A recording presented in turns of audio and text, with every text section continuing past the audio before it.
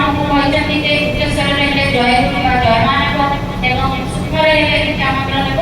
ଏଇ ମନ୍ତ୍ରକୁ ଆମ ଭିତରେ ଆମେ ବାର ପ୍ରାକ୍ଟିସ୍ କରିକିରି କିନ୍ତୁ ମୁଖ୍ୟତଃ ହେଉଛି କର୍ମ ଦ୍ୱାରା ଚିତ୍ତ ଶୁଦ୍ଧି ଜରୁରୀ।